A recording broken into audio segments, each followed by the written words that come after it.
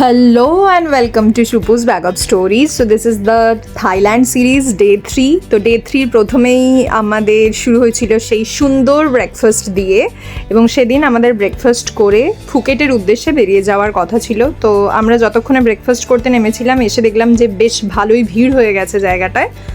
তাও বেশ সুন্দরভাবে এইরকমভাবে স্যান্ডউইচ বানিয়েছিলাম, আমরা খুব সুন্দর করে ব্রেকফাস্ট সেরেছিলাম যেহেতু জায়গাটা আমার ভীষণ ভালো লেগেছিল এবং ব্রেকফাস্টটাও। তো আমরা টাটা বাই বাই করে ব্লুস হোটেলকে বেরিয়ে পড়েছিলাম ফুকেটের উদ্দেশ্যে। আর জার্নির রাস্তাটা ছিল ঠিক এতটাই সুন্দর, মনে হচ্ছিল মেঘ নেমে এসেছে এবং হালকা হালকা বৃষ্টি পড়ছিল। পুরো রাস্তাটা অসাধারণ দেখতে লাগছিল, যদিও একটু ভয়ও করছিল যে বৃষ্টি হচ্ছে আমরা কিভাবে ঘুরবো, কারণ সেদিন গিয়েই আমাদের সিটি ট্যুরের ব্যাপার ছিল। তো এটা ওখানকার একটা পেট্রোল পাম্প, আমরা সেখানে নেমেছিলাম একটু ব্রেক নেওয়ার উদ্দেশ্যে। পেট্রোল পাম্পটাও এত সুন্দর সাজানো গোছানো যে আমরা বেশ খানিকক্ষণ ওখানেই ঘুরে বেরিয়েছিলাম, তারপর আবার স্টার্ট করেছিলাম জার্নি। আর এই হলো আমাদের ফুকেটের হোটেল। আমরা পৌঁছে গিয়েছিলাম বেশ অনেকটা জার্নির পরই, কিন্তু যেহেতু তখনও আমাদের রুম রেডি হয়নি তাই আমরা আমাদের লাগেজগুলো ওখানকার কাউন্টারে রেখে বেরিয়ে পড়েছিলাম লাঞ্চ করার উদ্দেশ্যে।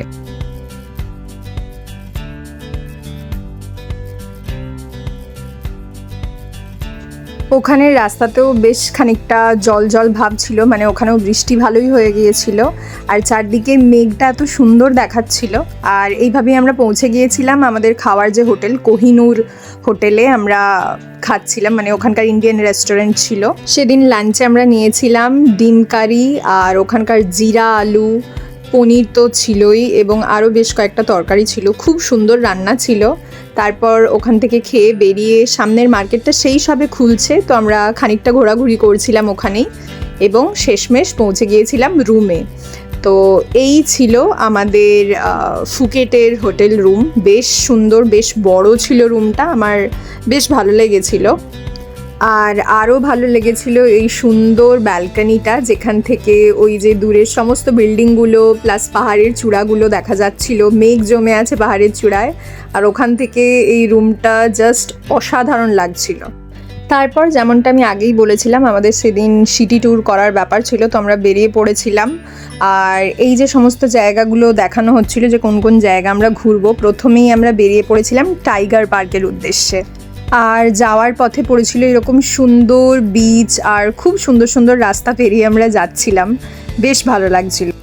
তবে টাইগার পার্কে যাওয়ার আগে আমরা এই ভিউ পয়েন্টটাতে থেমেছিলাম, ভীষণ সুন্দর ছিল এখান থেকে ভিউটা, অসাধারণ লাগছিল। জাস্ট আমরা দেখতে পাচ্ছি ভীষণ সুন্দর। আর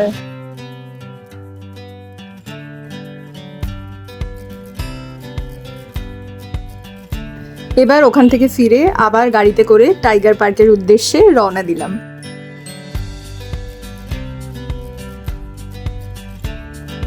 আর এভাবেই বেশ খানিকটা জার্নির পরে আমরা পৌঁছে গিয়েছিলাম টাইগার পার্ক। জায়গাটা ভীষণ সুন্দর। আর ওই যে বাঘমামা শুয়েছিলেন উনি আমাদের দিকে একটু তাকানো নি, শুধুমাত্র একটু লেজ নাড়িয়ে এবং পা নাড়িয়ে জাস্ট জানান দিয়েছিলেন যে হ্যাঁ আমি আছি। খুব সুন্দর কিউট একটা ক্যাফেটেরিয়া ছিল পুরো জায়গাটায়, অনেক ছবি তোলার জায়গা ছিল। আর অবশ্যই বাঘমামা তো ছিলেনই। আর ছিল এই ফ্যানটা লক্ষ্য করার মতো, মানে এত বড় ফ্যান আমি আমার জীবনে কখনো দেখিনি। এই যে টাইগার পার্ক ফুকেট লেখাটার নিচে বসে অনেকে ছবি তুলছিলেন, আর এই যে ইনি একটু উঠে মানে জাস্ট জানান দিয়েছিলেন যে না আমি জেগে উঠেও থাকতে পারি। তারপর আবার আমরা আমাদের নেক্সট ডেস্টিনেশনের উদ্দেশ্যে রওনা দিয়েছিলাম। এখানে নিচের দিকটায় বেশ অনেক হাতি ছিল, ছোট বড়, এবং এডিবি গাড়িতে করে বোধহয় পুরোটাই যাতায়াতও করা যেত। আর আমরা পৌঁছে গিয়েছিলাম আমাদের next destination, that is big Buddha. আর তার সামনের দিকটাতেই এইরকম আই থিঙ্ক ওখানকার যে সমস্ত ঠাকুর বা কিছু ছিল। আর বিগ বুদ্ধাটা অসাধারণ, মানে অসাধারণ বললেও কম বলা হবে। আই থিঙ্ক সেদিন সিটি ট্যুরের মধ্যে যে কটা জায়গায় আমরা গিয়েছিলাম সব থেকে ভালো আমার পার্সোনালি লেগেছিল এই বিগ বুদ্ধা। বিগ বুদ্ধার অনেকটা কাছাকাছি চলে এসেছি আমরা।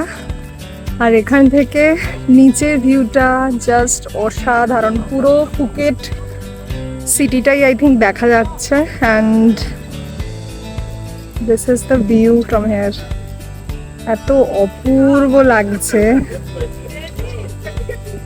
অবশেষে অনেকগুলো সিঁড়ি ভেঙে আমরা পৌঁছে গিয়েছিলাম একদম বিগ বুদ্ধার কাছে। আর অসাধারণ, মানে ক্যামেরা ওই লুকটা জাস্ট একটু আই থিঙ্ক জাস্টিফাই করতে পারছে না, যেটা আমরা সামনাসামনি দেখছিলাম অভূতপূর্ব দেখতে লাগছিল। আর এই ছোট্ট ছোট্ট বাঁদরগুলো ওখানে যে সমস্ত ফুল রাখা ছিল, স্পেশালি পদ্ম ফুল দেখলাম, সেগুলোও খেয়ে নিচ্ছে। আর একটা কর্নার আমার বেশ ভালো লেগেছিল, সেটা হলো এই কর্নারটা। দেখলাম এই সুন্দর পাতাগুলোতে লোকজন কিন্তু তাদের উইশ লিখে সুন্দরভাবে টাঙিয়ে দিয়েছে, আর খুব সুন্দর দেখতে লাগছিল। আর ওই কোণার দিকে আরেকটা গোল্ডেন বুদ্ধা ছিল, ওটাও বেশ সুন্দর দেখতে। আর এবার ছিল বিগ বুদ্ধাকে বাই বলে নিচে নামার। তো বেশ সুন্দর ওই ভিউটাকে এনজয় করতে করতে আর বেশ কিছু ছবি তুলতে তুলতে আমরা নিচে নামছিলাম।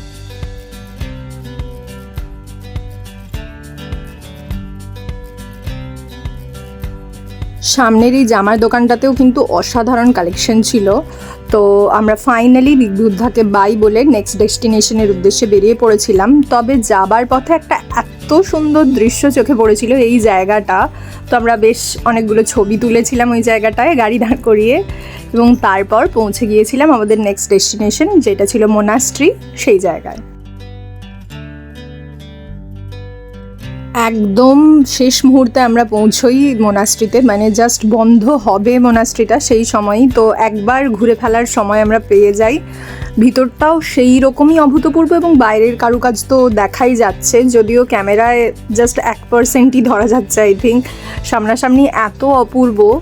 আর এটার একটা গল্প আমার মনে পড়ছিল যে 2024 সালেই বোধহয় আমরা বর্ধমানে দুর্গাপুজোর একটা প্যান্ডেলে দেখেছিলাম যে থাইল্যান্ডের এইরকম মোনাস্ট্রি কাজ করা ছিল আর কি, মানে এই আদলে বানানো ছিল প্যান্ডেলটা।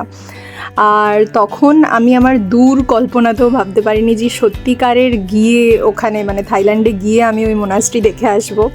তবে অনেকটা সিমিলার ছিল প্যান্ডেলটা, আমার যা মনে পড়লো। অসাধারণ কারুকাজ করা, বেশ অনেকগুলো বিল্ডিং ছিল পাশাপাশি, তো আমরা সব কটাতেই ধীরে ধীরে ঘুরে দেখছিলাম। আর যেহেতু বৃষ্টি হয়ে গিয়েছিল আগেই, আবহাওয়াটা এত ভালো ছিল, সুন্দর হাওয়া দিচ্ছিল, ঠান্ডা। আমরা যখন এখান থেকে গিয়েছিলাম আমরা ভেবেছিলাম যে হয়তো গরম থাকতে পারে, তবে ওয়েদার আমরা খুব ভালো পেয়েছিলাম। একটা দিনই ছাড়া, সেই দিনটাও শেয়ার করব পরে, তবে এই দিনটায় ওয়েদার খুব ভালো ছিল। এই জায়গাটায় আমি দূর থেকে দেখে ভেবেছিলাম যে পদ্ম ফুলগুলো আসল, তো ভেতরে ঢুকে দেখলাম যে না, একেবারেই নয়। যা ফুল দেওয়া ছিল সবকটাই আর্টিফিশিয়াল। তো ওনাদের প্রেয়ারের পদ্ধতিটাও আমরা বেশ খানিকক্ষণ লক্ষ্য করলাম, বেশ ইউনিক। মানে হয়তো ওখানে ওটা কমন, বাট আমার দেখে বেশ ইউনিক লাগলো। আর এই ভিতরের কারুকাজগুলো অসাধারণ ছিল। জায়গাটা এত শান্ত, এত অপূর্ব একটা প্রশান্তি বিরাজ করছিল পুরো জায়গাটার মধ্যে যে ফিরতেই ইচ্ছে করছিল না। তবে যেহেতু আমাদের আরও বেশ কয়েকটা জায়গায় যাওয়ার ছিল, তো একটু তো তাড়া ছিলই। তাও যতটা পারা যায় আমরা ঘুরে দেখছিলাম। এই যে বুদ্ধ মূর্তিগুলো ভেতরের অসাধারণ দেখতে লাগছিল, প্রত্যেকটা বিল্ডিং আর তার ভেতরের কারুকার্য অসাধারণ। আর বাইরেটা তো বলারই নয়। যদিও আমাদের আর একটা জায়গায় যাওয়ার ছিল, কিন্তু সেই জায়গাটা বন্ধ হয়ে যাওয়ার কারণে আমরা ফিরে আসি হোটেলেই। আর হোটেলের ছাদে গিয়ে দেখি এরকম সুন্দর একটা পুল রয়েছে, এবং চারদিকের ভিউটাও অসাধারণ ছাদ থেকে। আমাদের হোটেলের নিচেই ছিল এরকম সুন্দর মার্কেট, প্রত্যেকটা ছাতার মতো দেখতে লাগছে না, কি সুন্দর। আর এই দিকটাতেও আর একটা মার্কেট ছিল, পুরো চারদিকেই মার্কেট ছিল, এবং সারা রাত ওখানে গান বাজনা, হই হুল্লোড়, মানে শান্তিতে ঘুমানো একটু দায় ছিল যদিও। আর এই ছিল আমাদের রুমের ব্যালকনি থেকে অভূতপূর্ব একটা ভিউ। সন্ধে ফিরে এসে রুমে ফ্রেশ ট্রেশ হয়ে আমরা ব্যালকনিতে একটু চা নিয়ে বসেছিলাম, আর এই অভূতপূর্ব ভিউ দেখে তো মনটাই ভালো হয়ে গিয়েছিল। এরপর সন্ধেবেলায় আমাদের বেরোনোর প্ল্যান ছিল, তো প্রপারলি রেডি হয়ে গিয়েছিলাম। তো লেটস গো। এরপর এই ব্যালকনিটাতে খানিকক্ষণ ওয়েট করছিলাম সবাই আসার জন্যে, যে 6-7 জন আমরা গিয়েছিলাম। যদিও সবাই সেদিন বেরোয়নি, যেহেতু অনেকটা জার্নির ধকল ছিল, প্লাস সিটি ট্যুরের ধকলটাও ছিল, আর আমরা ঠিক বেরিয়ে পড়েছিলাম।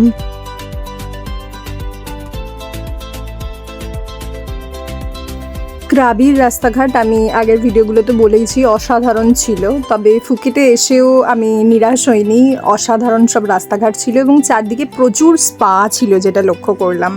মানে ওখানকার লাইফের মোটোই আই থিঙ্ক জাস্ট চিল করো, এনজয় করো টাইপের, বা যারাই ওই দেশে যাচ্ছে তাদেরকে ওরা এই ভাইব বা এই ফিলটা দেয়।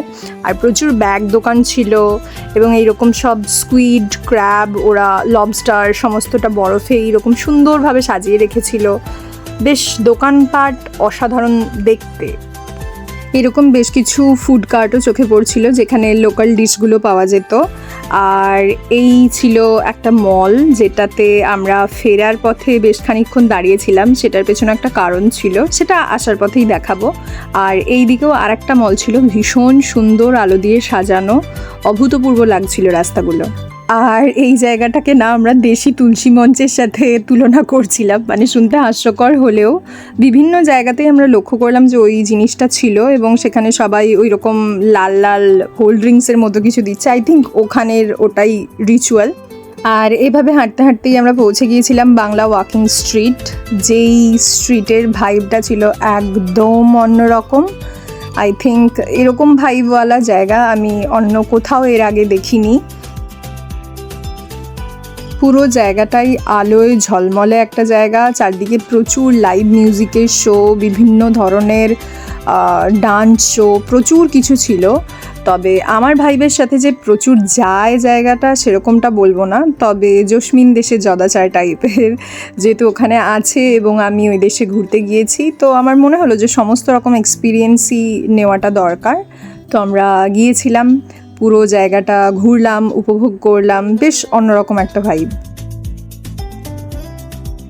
আর এভাবেই হাঁটতে হাঁটতে আমরা পৌঁছে গিয়েছিলাম প্যাটং বিচে এবং এই বিচটার একটা সিমিলারিটি আমার মনে পড়েছিল বকখালির সাথে। এই যে চেয়ারগুলো রাখা আছে, বকখালিতেও সিমিলারভাবে চেয়ার রাখা থাকতো এবং ভাড়া দিয়ে বসতে হতো।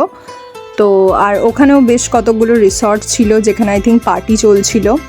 একদম একটা দারুণ ভাইব ছিল। আর এই যে প্যাটাং বিচ বলে লেখা ছিল পুরো কালারফুল লেটার্স দিয়ে, তো আমরা ওখানে বেশ খানিকক্ষণ বসেছিলাম, খুব ভালো হাওয়া দিচ্ছিল। তো বিচের যে ভাইবটা সেটা একটা অন্যরকম ছিল। তো ওখানে আমরা বেশ খানিকক্ষণ বসেছিলাম এবং ফেরার পথে আবার ওই রাস্তাটা দিয়েই ফিরছিলাম। আর ওই যে তখন বললাম যে ওই মলটার সামনে আমরা ফেরার পথে দাঁড়িয়েছিলাম, ঠিক এই কারণের জন্যই। ওখানে দেখলাম যে ফ্রি স্টাইল একটা গ্রুপ ডান্স চলছে এবং খুব সুন্দর করছিল ওরা। এই জায়গাটায় আমি প্রথম এইরকমভাবে ফ্রি স্টাইল দেখলাম, যে রাস্তার মধ্যে এরকম কিছু গ্রুপ করছে। এটা আমি আগে শুধুমাত্র টিভিতে বা ফোনে দেখেছিলাম, বাট সামনাসামনি এক্সপিরিয়েন্সটা নেওয়া অসাধারণ ছিল।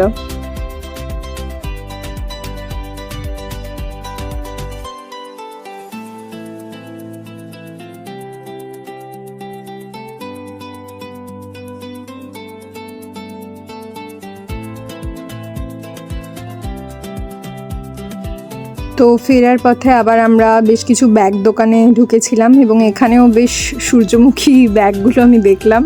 তো সব জায়গায় ব্যাগগুলো বেশ সুন্দর সুন্দর ছিল। এছাড়াও লোকাল যে ফুকেট মার্কেট, সেই জায়গাটাতেও আমরা খানিকটা ঘুরেছিলাম। আর 7-Eleven স্টোর তো প্রায় প্রতিদিনই একবার যেতেই হতো, জল বা অন্যান্য যে কোনো কিছু কেনার থাকলেই। তো ওই স্টোরটা ওখানকার বিখ্যাত, যারাই গেছেন তারা জানেন। আর আমরা সেদিন কোহিনুরেই আবার রাত্রে ডিনার সেরেছিলাম। ছিল চিলি চিকেন এবং এগ রাইস, ভীষণ সুন্দর বানিয়েছিলেন ওরা। তো মোটামুটি এই ছিল আমাদের ডে 3 ইন থাইল্যান্ড। আশা করছি আপনাদের ভালো লাগছে সিরিজটা। Thank you so much for watching. প্রত্যেকে খুব ভালো থাকবেন, সুস্থ থাকবেন। আর ভালো লেগে থাকলে please like, share and subscribe.